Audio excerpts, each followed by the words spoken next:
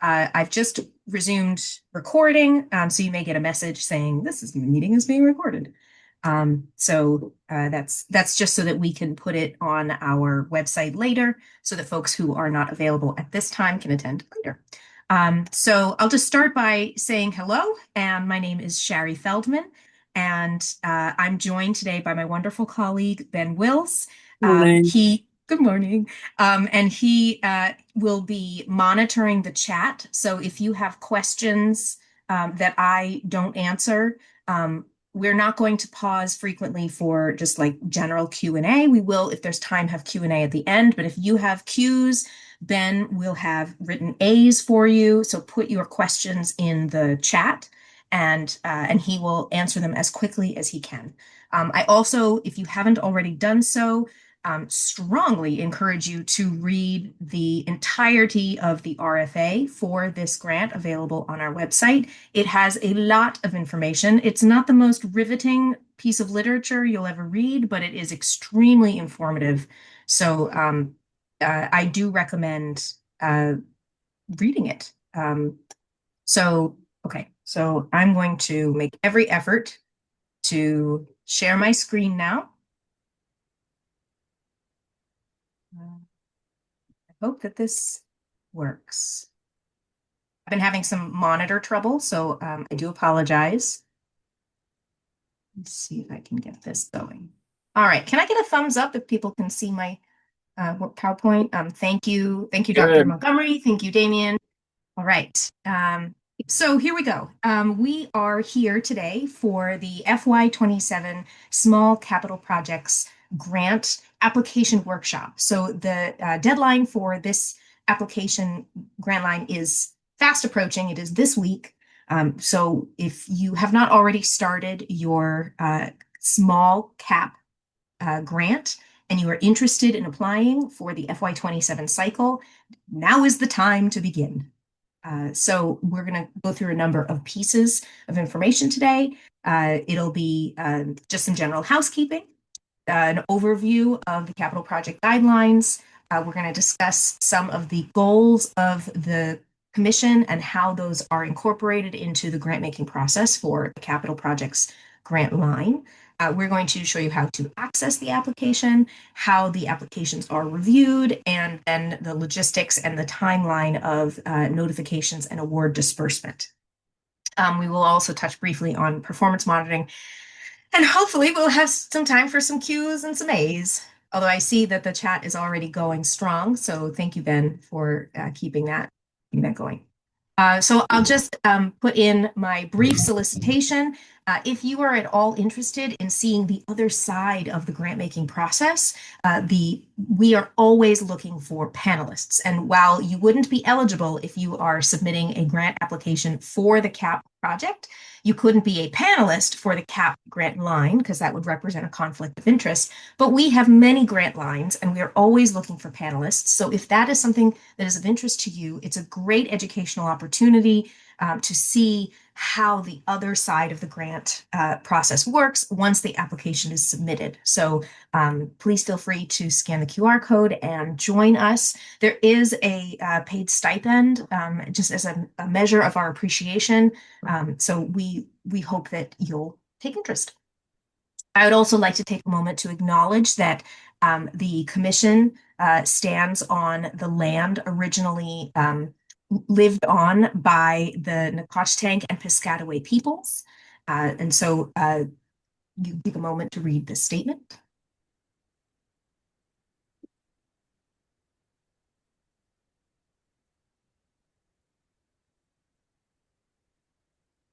Okay, and we hope that the DC Arts Commission can further the legacy of these Indigenous peoples. So like I mentioned, Ben is going to be monitoring the chat. And if you have any questions, I put some sample questions up here, but there's no limit to what you can ask. So please throw your questions in the chat if you have them. I will go through lots of information, so it's possible that I will answer your questions as we go. So the mission of the DC Commission on the Arts and Humanities is to provide grants, programs, and educational activities to encourage diverse artistic expressions and learned opportunities so that all DC residents and visitors may experience the rich culture of our city. So, like I mentioned, the deadline for this grant is this Thursday at 5 p.m. In the past, the commission deadlines have been 11:59 p.m., but we are moving to a 5 p.m. close this year. So please do not wait until 5:30 because you think, oh, I'll be done with my workday then. Please submit your application by 5 p.m. on Thursday. We have noticed that when there's high traffic with the grants portal, things tend to go slow. There's a greater likelihood of a glitch. So if you are concerned about your application, maybe don't wait until Thursday, July 9th at all. Maybe submit it on Tuesday, July 7th. That is up to you. And below, you can see our other programs, some of which are still open. And move along. So for the small cap project goals, we are hoping to support organizations residing in DC that either own or rent facilities or intend to own facilities, or who are seeking capital project support for property, technology, digital assets, anything that is related to the training, management, production, or presentation of performances or exhibitions of the arts and humanities.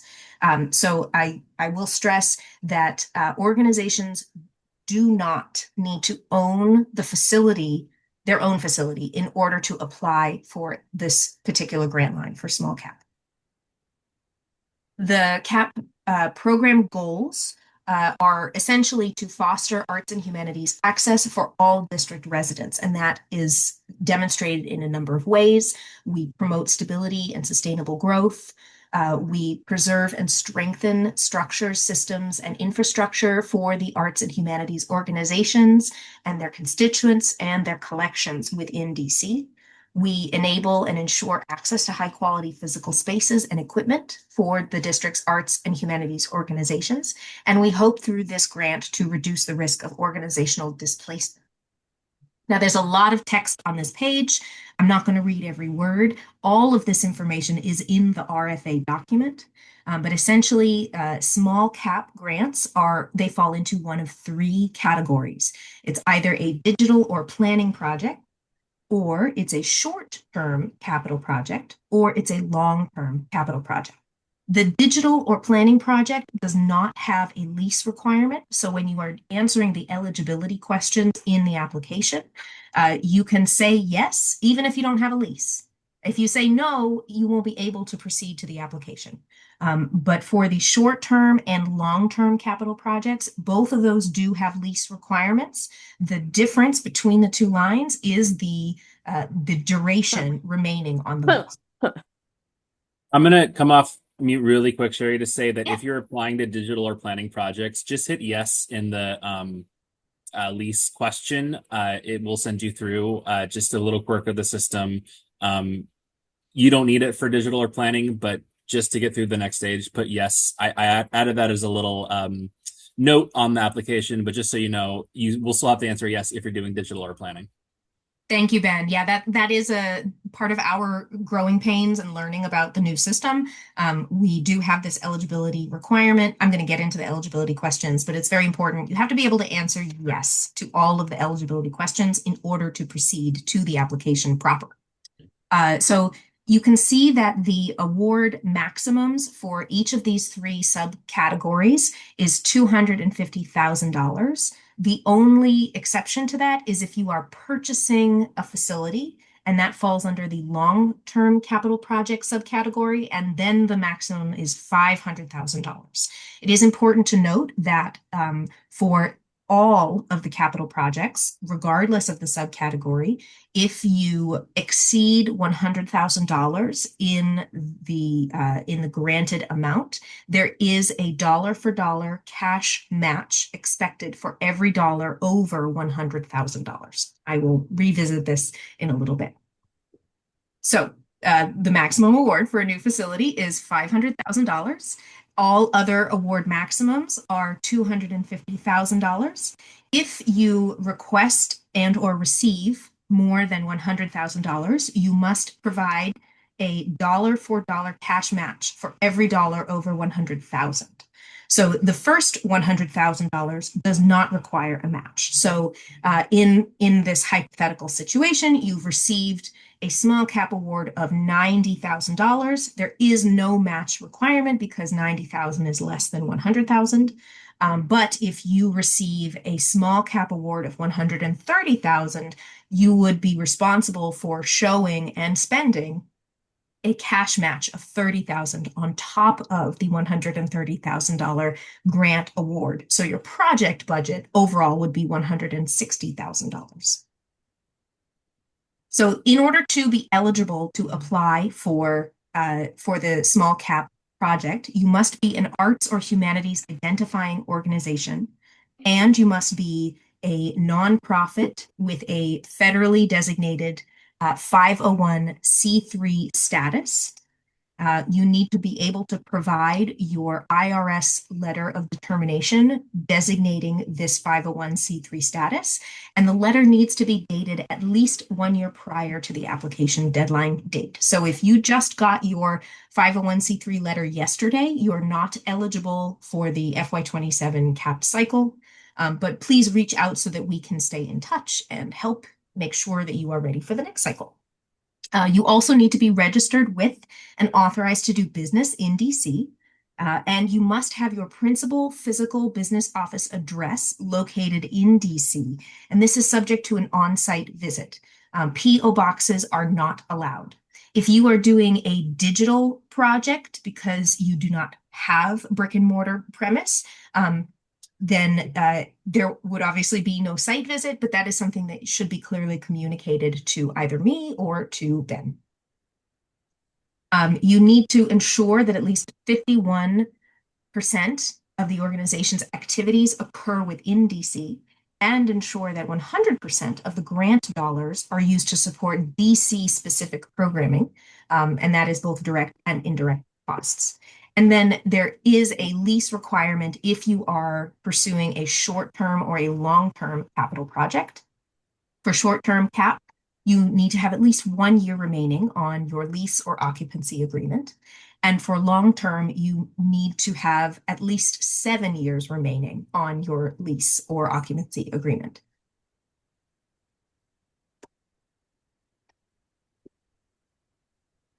You also need to have an active board of directors.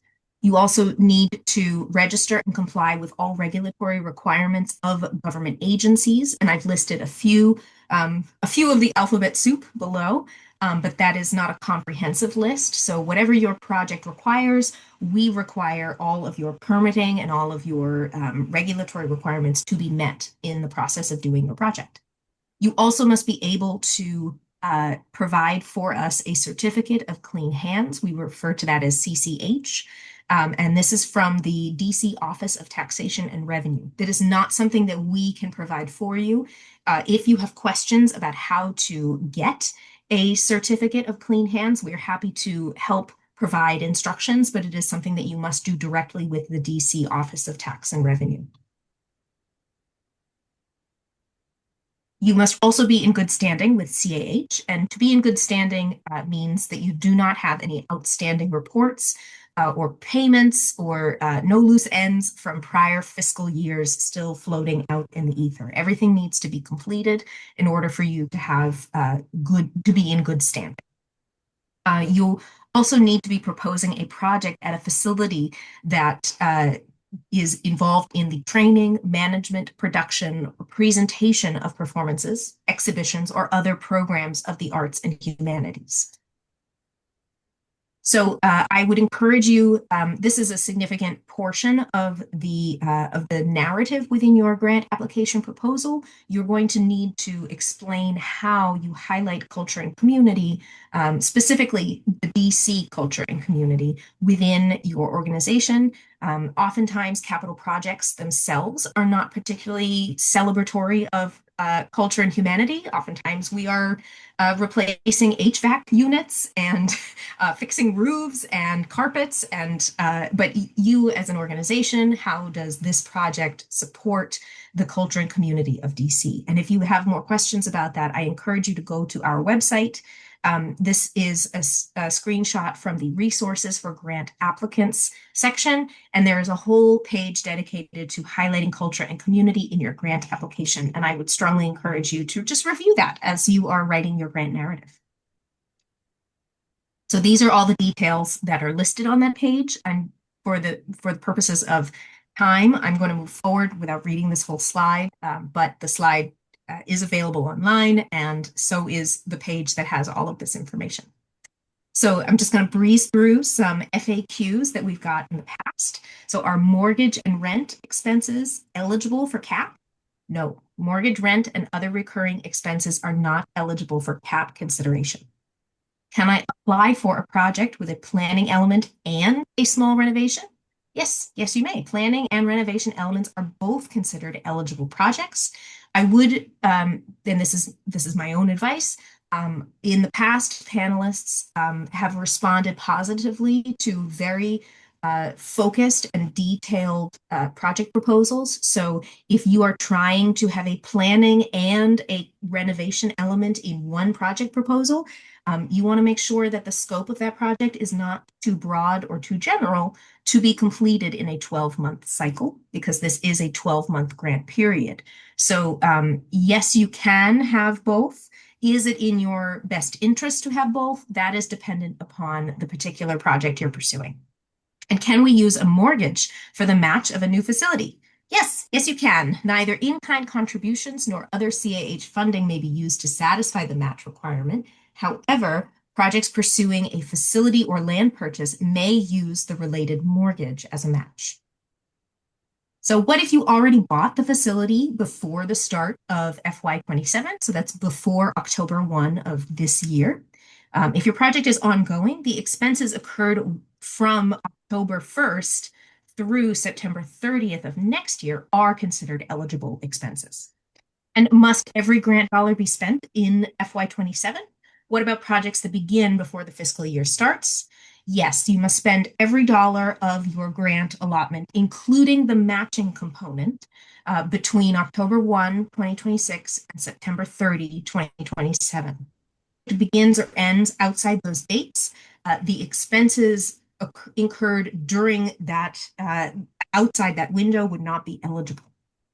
And regarding the kinds of technology you can apply for, it's anything you can think of, so long as it's not a recurring expense. So laptop equipment, website redesigns, archiving databases, all of those are eligible.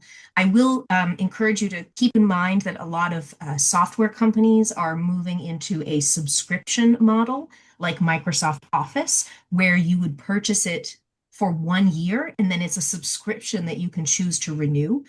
Subscriptions are not allowable costs for the capital grant project. So you may be purchasing something during that year, but really a recurring expense like a subscription is a general operating expense, which is not an allowable cost for CAP.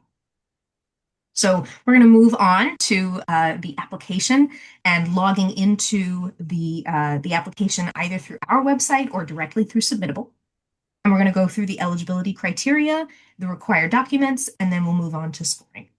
So from our website, you can find the link to Submittable if you go to Programs, Grants, and from that page, it'll bring you to this list, and it's under Grant Resources. You can see the grant application portal link directly to Submittable. So that's where you want to go to get to this page. And once you're here, you're going to click on the Apply button for FY27 Small Capital Projects. And that will take you into a section where you put in your organization's EIN number, and this helps link our information to your nonprofit information through Candid. And this is useful information on the back end for us. So if you have any questions about this, please let us know, but it shouldn't really be a hurdle. It should just be another, just a quick step. on the way to the eligibility questions. So the eligibility questions follow pretty much exactly the eligibility criteria that's outlined in the RFA document. I will just keep in mind, I think it might be on the next slide. Uh, Maybe not, maybe it's on the slide after, but essentially we want to make sure that you're able to answer yes to all of these questions. Um, I'm not going to head to that just yet. So you do want to make sure that, oh, there it is. Does the organization at the time of application possess the minimum lease obligation for short-term and long-term capital projects, respectively? So if you are doing a digital or planning project proposal, you'll want to, even though you don't have a lease requirement. So we just want to make sure that you're able to get from the eligibility questions into the application questions themselves. So that's, I don't know if you can see my cursor, but I'm circling that question. And then a quick note about AI. Has artificial intelligence been used in the creation of any part of the application narrative? And has AI been used in the creation of any support materials or work samples for the application?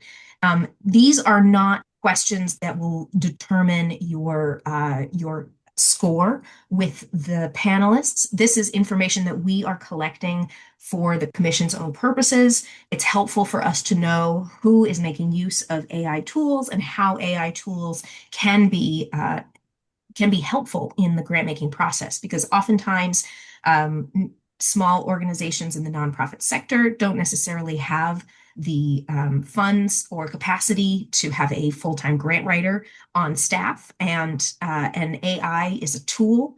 We respect that. So you'll notice that there's a note on both of these questions. So applicants are permitted to use AI in the creation of their application narratives, and applicants are permitted to use AI in the creation of their work samples and support materials.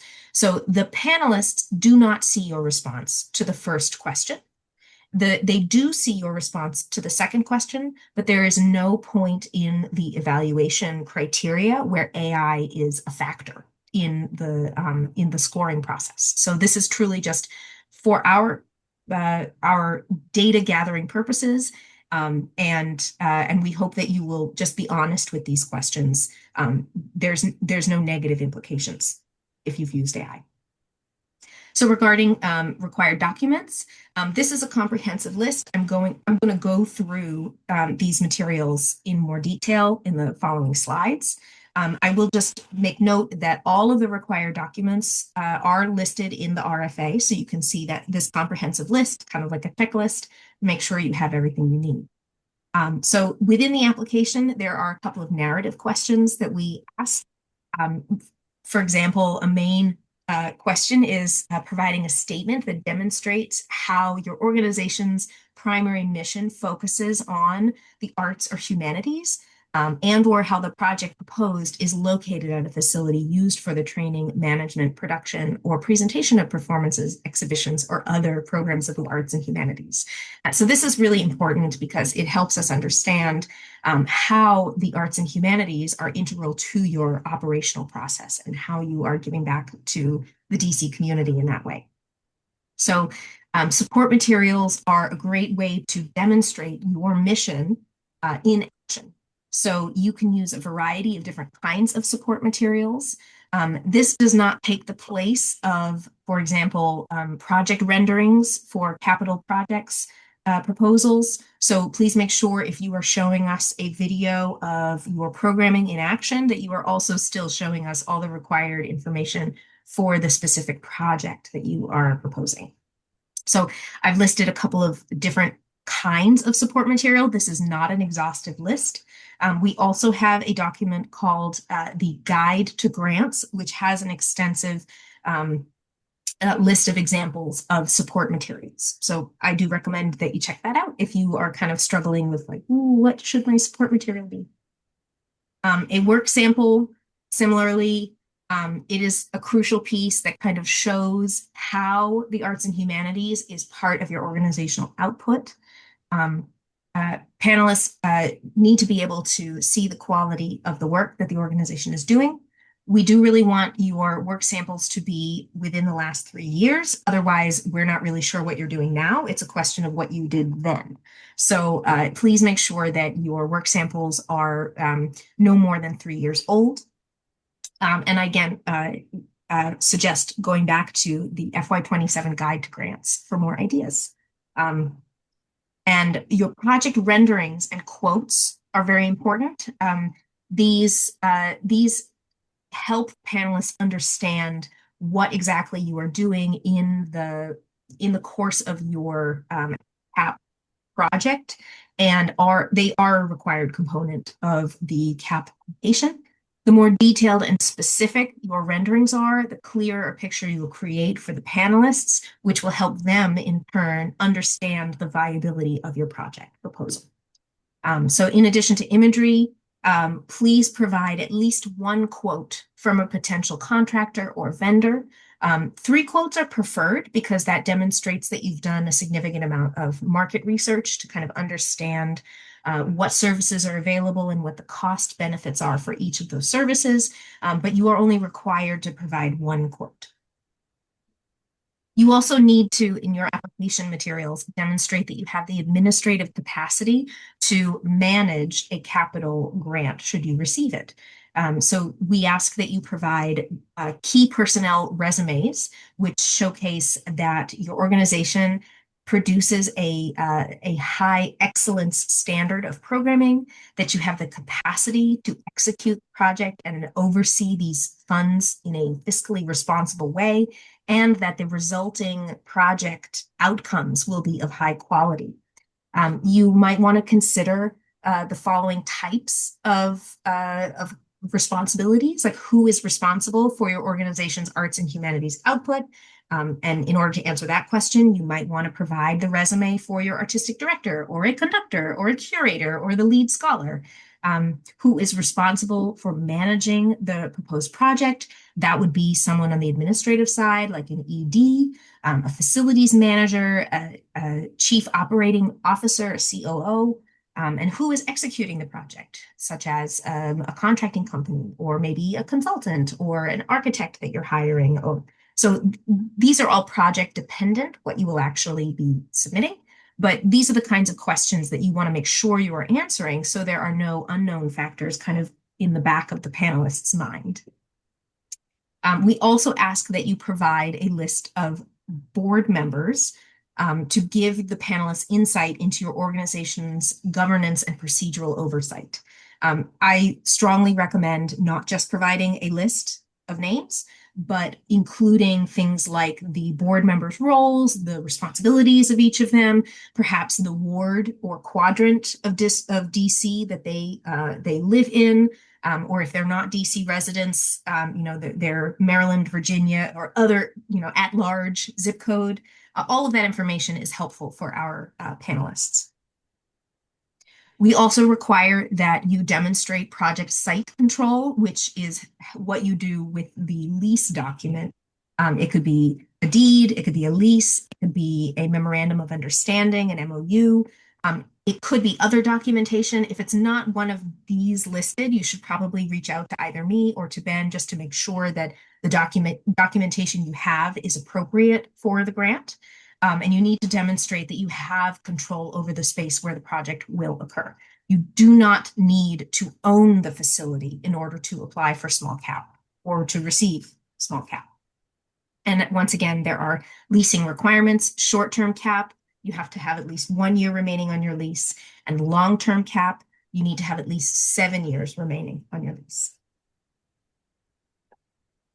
So you also need to provide a project budget, and this is different from your organizational budget. In the project budget, you will want to include the direct project costs. The only exception to this would be the NICRA rate, or this is a general 10%, or excuse me, if you have a NICRA, whatever that percentage is, no ineligible expenses. So in this budget, you should not be including expenses like rent or utilities or like subscriptions, as I mentioned previously. You should not be including your organization's overall operating expenses in your project budget. So if you are requesting more than $100,000, you must also include the dollar for dollar matched expenses and how you intend to spend them. So you need to show the revenue source that they are coming from, and you need to show how you intend to allocate those purchases into the expenditures of your project. Um, so please note that the match cannot be an in-kind match, and it cannot be a match from another CAH or government fund. So you can't use a different grant award as the match for this grant award. $100,000. And also, if you are putting forward a proposal of greater than $100,000, there is a chance that we may not be able to fulfill the entire grant request. And so you may want, as a contingency, you may want to show how you could modify the project scope should you receive fewer dollars, how you want to modify the project scope to remain consistent with the project intent. If you are requesting less than $100,000, you may provide match information if you are using this as an opportunity as some sort of capital campaign, but you are not required to provide matching information. And I mentioned the acronym NICRA, NICRA. This is a negotiated indirect cost rate agreement. And this is something that if you don't have it, you don't need to worry about it. If you already have a NICRA in place, then this essentially indicates the percentages of costs that you can put towards indirect expenses rather than direct expenses. So if you don't have a NICRA, we are happy to allow grantees to assign 10% of all cash monies received to indirect costs, things like the electricity bill, the water bill, things like that. But if you do have a NICRA, you need to be able to provide us with a copy of that document, and the dates need to be through this fiscal year period. This is not something you need to worry about overly if it's not already on your radar. And certainly, if you don't have a NICRA, don't try to negotiate one for July 9th. That's not a good use of your time. And then we also want to see the organization's financial picture. This is really important because it demonstrates for the panelists how the organization operates, what kind of fiscal management the organization is kind of tracking and keeping in mind. And so each of these documents, the balance sheet, the profit and loss statement, the Form 990, and an organizational budget, all of these documents tell a different part of the story to provide a nuanced overall picture. So if you have questions about any of these documents, please reach out to me or reach out to Ben. We'd be happy to talk to you about them. I went too far. No, I went back too far. So just keep in mind that we really do need each of these documents. You don't want to upload the same document in more than one place in the application. So don't upload 4 copies of your balance sheet. You just want to make sure that you provide the right information in the right fields. And you'll note that the organizational budget is not the same as your project budget. The organizational budget is where we want to see how the capital project funding would fit into your organization's overall plan for their operational costs in the next fiscal year. The certificate of clean hands, again, you need to do this through the Office of Tax, the DC Office of Taxation and Revenue. You can Google it. There are step-by-step instructions online. Even if you don't have a CCH by July 9th, you may still submit your application. We will probably reach out to say, hey, you are missing CCH, and we will work with you. If you say, for example, have a payment plan with the DC Office of Tax and Revenue, and you have a payment plan in place, and so you know when you will have clean hands, like this is something that it warrants a conversation with me or with Ben. So just keep us in the loop, please. We also request the IRS Form W-9. I'm sure that everyone on this call is very familiar with this form. Just a couple of things to keep in mind. You do have to sign it. This form is not really intuitive. The signature line is hard to find. You filled out the first half and you think you're done, but just kidding, you're not. So please make sure that you sign your W-9. You need to sign it not with a script style font. It needs to be handwritten. That could be hand as in pen on paper, or it could be hand as in stylus on touchscreen device or finger on touchscreen device. So please just make sure that your signature is a unique shape and not a curly font, because a curly font will not be accepted. You also need to make sure that it is dated um, uh, around the date of our grant application. So we're looking for dates in like late June, early July. You don't want to use a W-9 that was dated in 2025 because that is too old for our purposes. Also, if you happen to have a Form W-9 on file and you just keep using the same template over and over again, please make sure to check the top left-hand corner to make sure that you are using the Form W-9 that was revised in March of 2024. Earlier versions of the W-9 form will not be accepted. So just make sure that you're using the March 2024 W-9 template form for this process. You can download this from our website. You can download this from the IRS website. So it's readily available. And if you please make sure you do it. Also, one other friendly recommendation for part one, the taxpayer identification number section, please only use the organization's EIN. Please do not put in your personal social security number. So the SSN boxes should be blank and the EIN boxes should be filled in.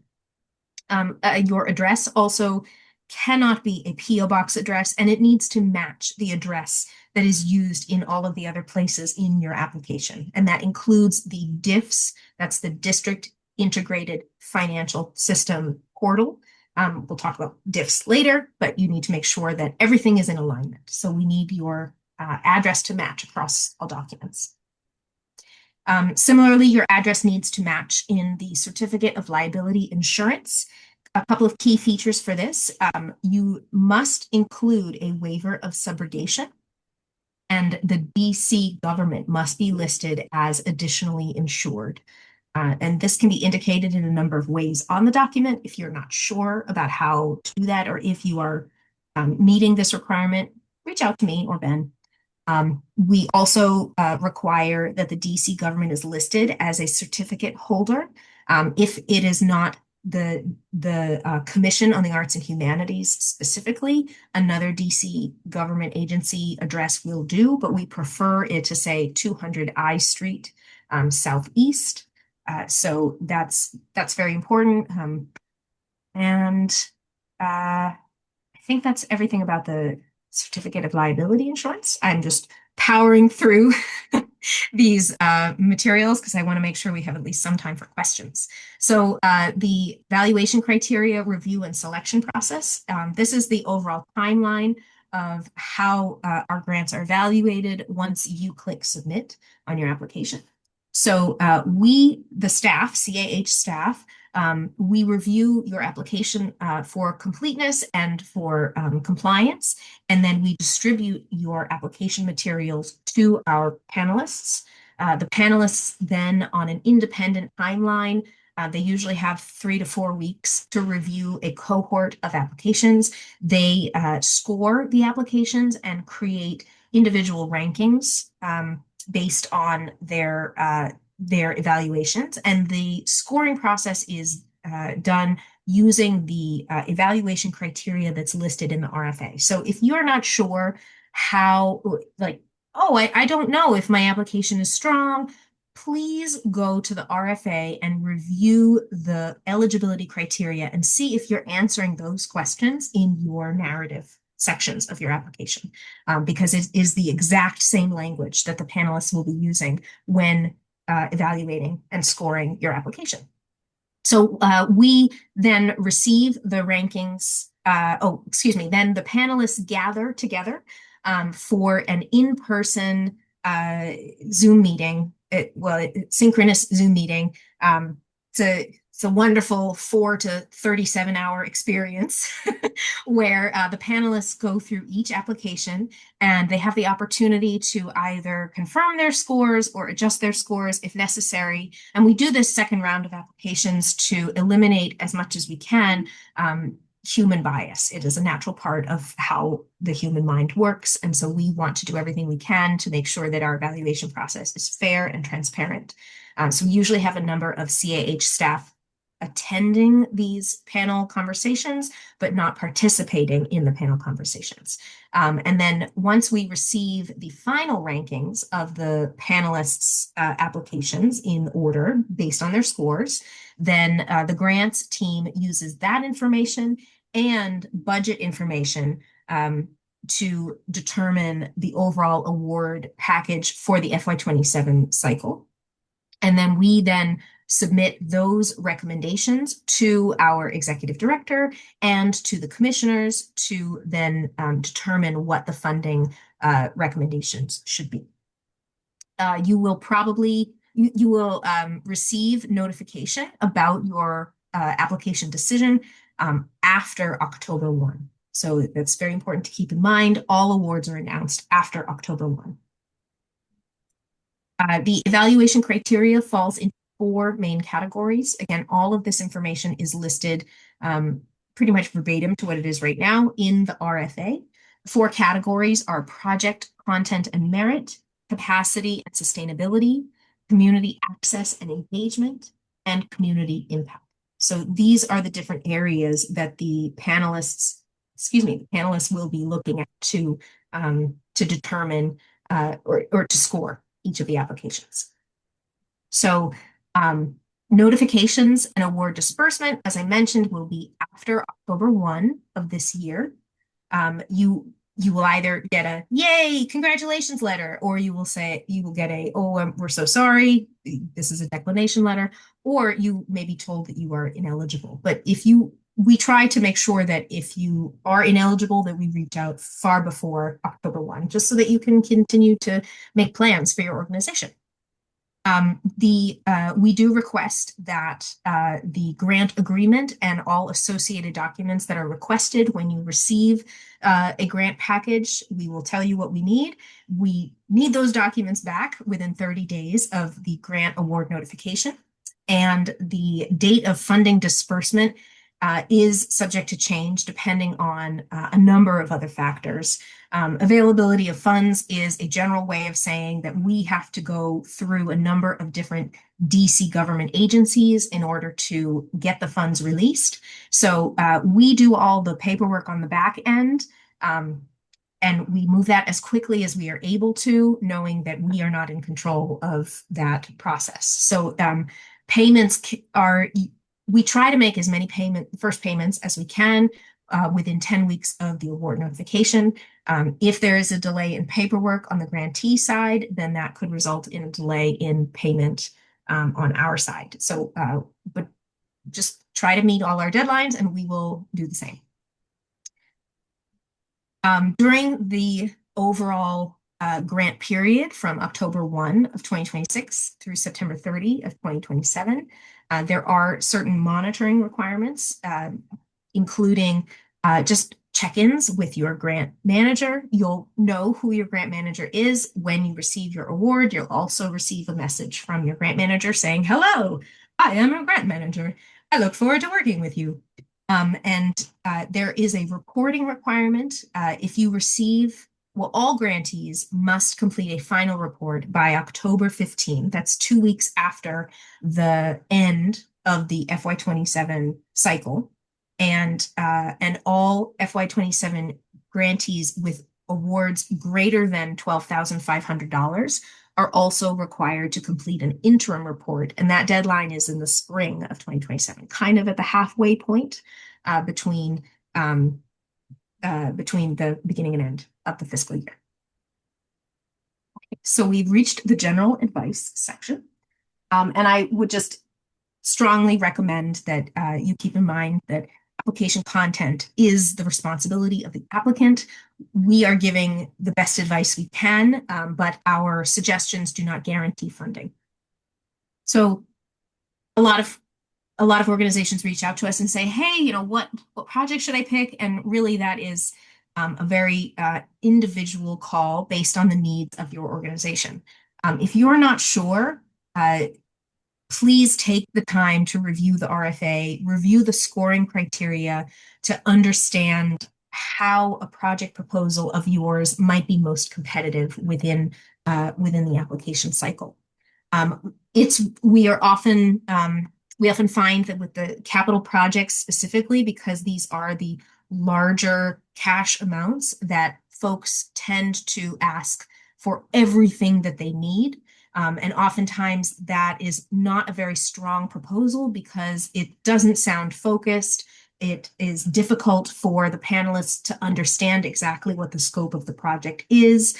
So do make sure that you are viewing your application proposal from the outside perspective. And I would strongly encourage you to get a trusted friend or a colleague, maybe from another organization, someone who is familiar with what your needs might be, but aren't intimately familiar with your organization, because you want to make sure that an outside entity can understand what you are asking for in your grant application. So get someone who you trust to review your materials before you submit them. And what did I miss? I've listed here some options. The proposal slide, the workshop slides will be available on our website if you'd like to look over these lists later. And I would also encourage you to keep in mind that not every project will touch upon every bullet point in the scoring criteria. And that is not an indication that your project is bad or ineligible or won't receive funding. It's just because we're trying to create really, really broad categories to be as inclusive as possible of the types of projects that can be eligible for this grant line. You'll want to really do your homework on the logistics of your project proposal. So if you are doing digital projects, make sure that you understand the very fast-paced, ever-changing field of technological advancements. Make sure to be specific about the goals of your program so that you aren't pivoting halfway through your project because the technology you thought you were going to use no longer serves the purpose you thought it served. If you're doing major renovations for your organization, keep in mind that this is a 12-month grant. And between us being able to pay out the grant dollars and the permitting process and how long it can take to get permits from other DC agencies, as well as potential weather-related delays or construction delays or supply chain delays, keep in mind that you have to spend all of the grant money within the 12-month window. Any money that you do not spend in the 12-month window does have to be returned to the commission. Let's see, what did I miss? I would strongly encourage everyone to include as detailed a timeline as you can.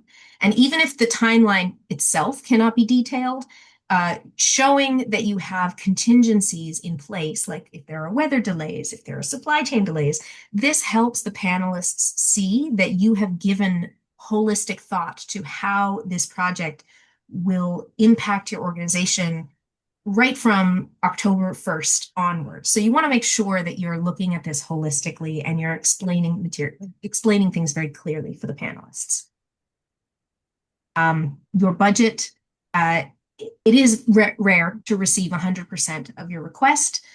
So I would encourage you to build into your grant proposal contingency plans so that if you receive, as little as 70% of your proposal, you are still able to move forward. We don't want to fund a project that can't happen because you only received 70% of the money. We want you to be successful. Like that is the bottom line. Our mission is to support the arts and humanities in DC, and we can't do that if the projects you're proposing are not executable. So we make our grant awards in two payments. So that's regardless of what you're doing with the funding. So if you have a big ticket purchase that you need to make on October 2nd, and you know that it's going to take 10 weeks for the first payment from us to be made, or it could take 10 weeks, please make sure that you have a contingency plan in place so that you are not scrambling and short on cash. The second payment of awards is contingent upon our receipt and approval of your interim report. Again, that's only required if your award is greater than $12,500, but it is still an important factor to keep in mind from a logistics standpoint.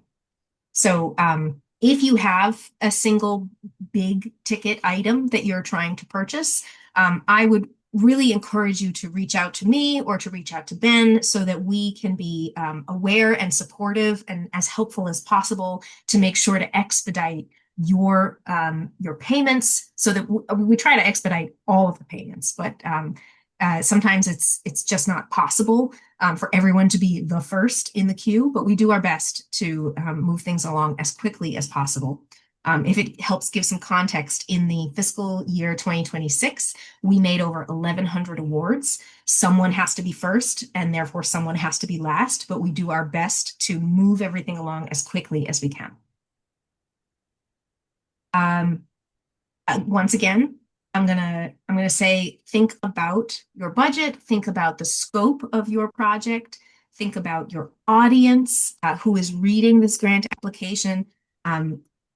You want to approach this application as if you yourself are a panelist. So put yourself in the panelist situation, which is why it's so helpful to be a panelist. That's just another unsolicited piece of advice, or I guess a request from me.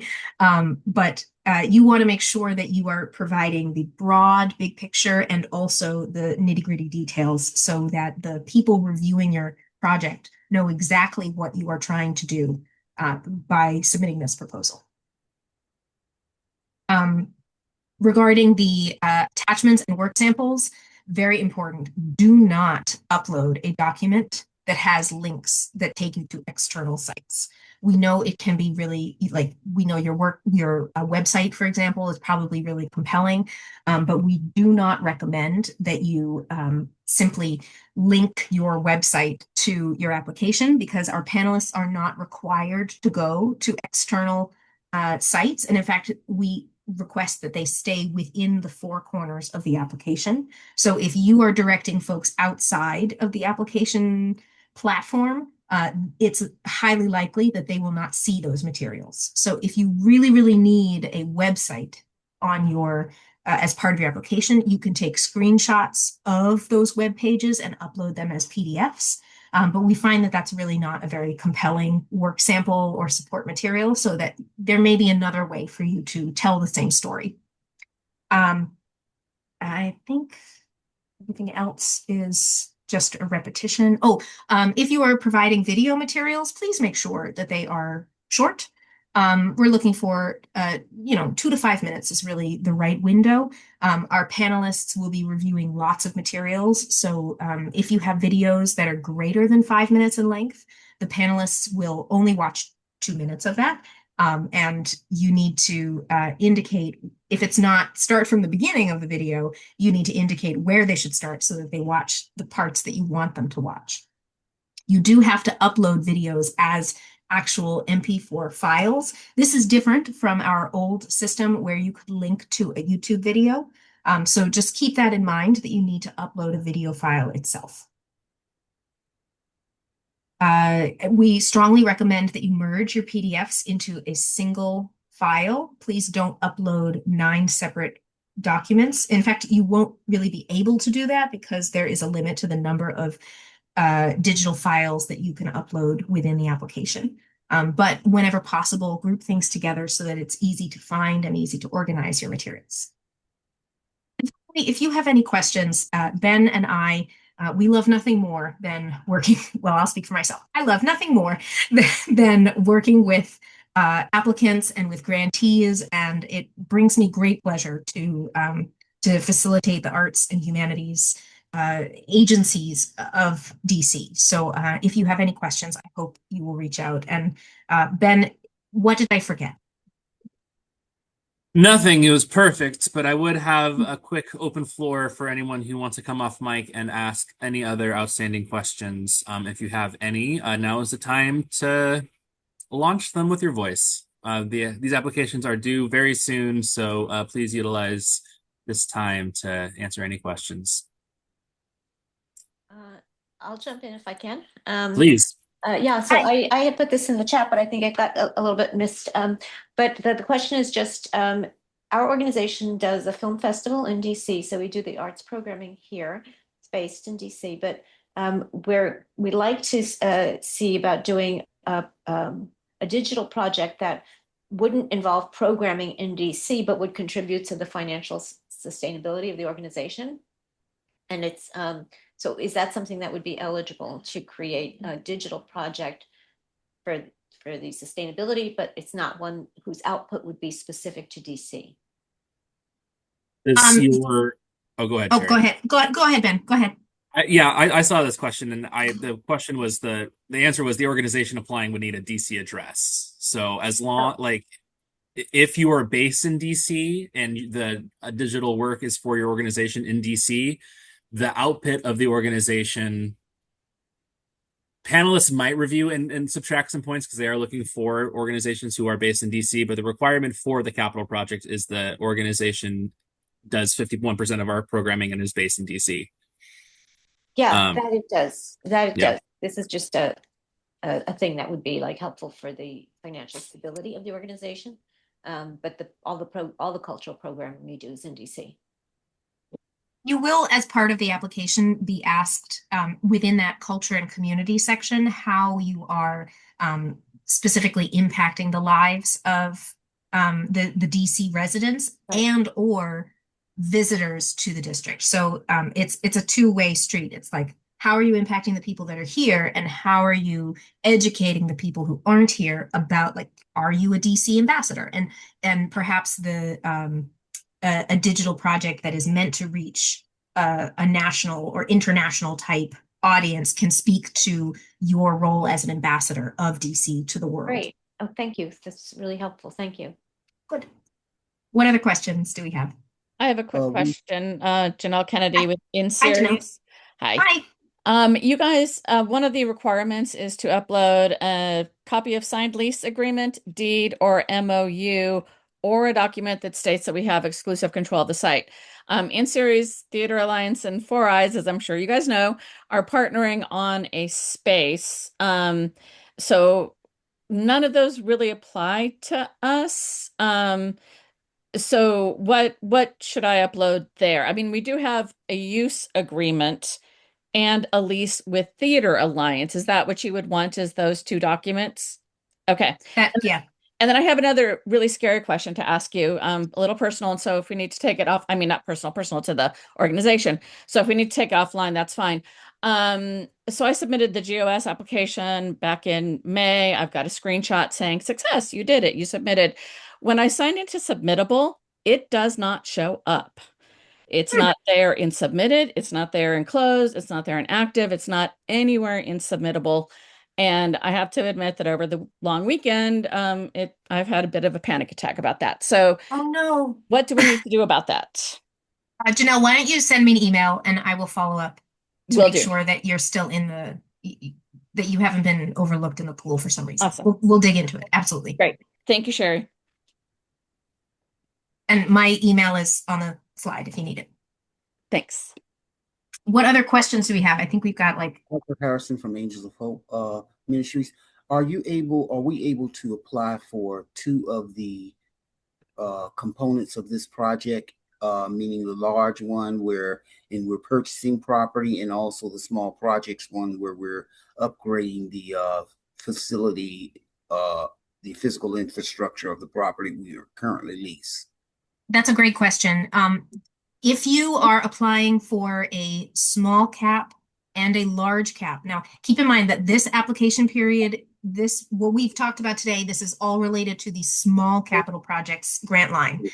If you apply for a large cap, which is something that opens later, and that is really for the purpose of either purchasing or renovating a facility in DC, the funding of your small cap grant will be subtracted from the large cap grant. So you can't receive both in the same fiscal cycle. All right, that's fair enough. Thank you. I appreciate that. Okay. Yeah. But the large grant has not opened up for application. It has not. You are Okay. correct. Perfect. Yeah, this currently what is open is the small cap grant line. Perfect. Perfect. That's the one that lines up with what we need to do right now. Thank you. Great. I think we have time for one more question. I thought I saw a hand up, but I might have been wrong. Yeah, that was answered in the chat. Oh, thank you, Ben. Rockstar. Yes, if you applied for FY27 GOS, be eligible for the large cap grant. Yes, if you apply for GOS, you are also eligible for both this small cap and the eventual large cap. Those are two different grant lines. But if you meant like the long-term small cap project, which we mentioned in this slideshow, you are eligible, yes, for a GOS and a cap. The magic equation is you can have general operating, you can have one project-based grant, and you can have one capital grant. So capital projects would count as that. So you can have up to 3 grants in any given fiscal cycle.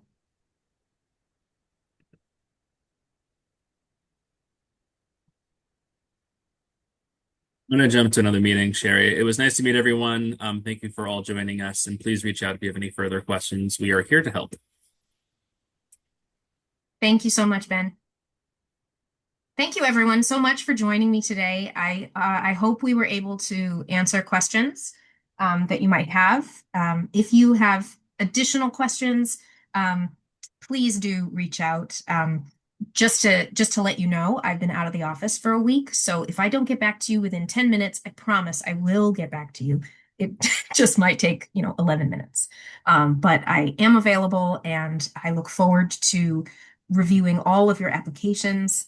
And that's all for today. Oh my goodness, such applause. Thank you all so much. So